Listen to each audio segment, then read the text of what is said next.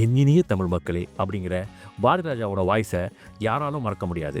ஸ்டுடியோக்குள்ளே எடுக்கப்பட்ட தமிழ் திரைப்படங்களை வயல்வெளிக்கும் பொட்டக்காட்டுக்கும் கொண்டு வந்து ஒரு புது எக்ஸ்பீரியன்ஸை கொடுத்தவர் அவர். தமிழ் மக்களுடைய கிராமப்புற வாழ்க்கையை தன்னுடைய படங்களில் ரொம்ப அழகாக பதிவு பண்ணவர் அவர். கிராமத்து படங்கள் அப்படின்னாலே பாரதிராஜா அப்படிங்கிற ஒரு பேர் உண்டு.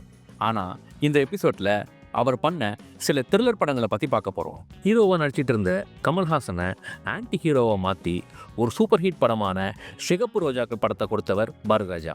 இன்றைக்கும் இது ஒரு சைக்காலஜிக்கல் கிளாசிக்கல் த்ரில்லர் மூவி. அடுத்ததாக அவர் கமல்ஹாசனை வச்சு எடுத்த படம் தான் tick tick tick.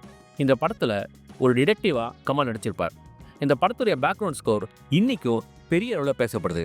Kamal Haasan, Bharathiraja, Ilaiyaraaja அப்படின்னு 3 லெஜெண்ட்ஸ் போட்டி போட்டு இந்த படத்தில் ஒர்க் பண்ணியிருப்பாங்க. பாரதிராஜாவோட அடுத்த த்ரில்லர் படம் ஒரு கைதியின் டைரி.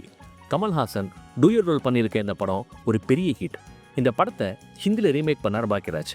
தமிழில் கமல் பண்ண கேரக்டரை ஹிந்தியில் அமிதாப் பச்சன் பண்ணியிருப்பார்.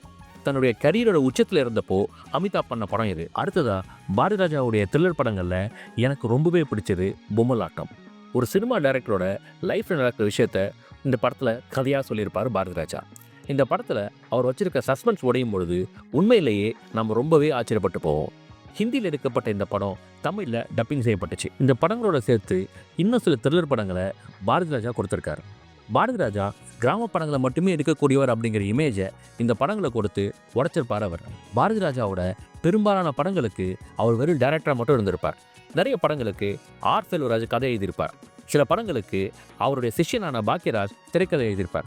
சிகப்பு ரோஜாக்கள், ஒரு கைதியின் டைரி, இது ரெண்டுமே பாக்கியராஜோட ஸ்கிரிப்ட். ஆனால் எந்த ஸ்கிரிப்டை அவர் எடுத்துக்கிட்டானோ அதை தன்னுடைய ஸ்டைலுக்கு மாற்றி ரசிக்கும்படியாக படம் பண்ணக்கூடியவர் பாரதிராஜா.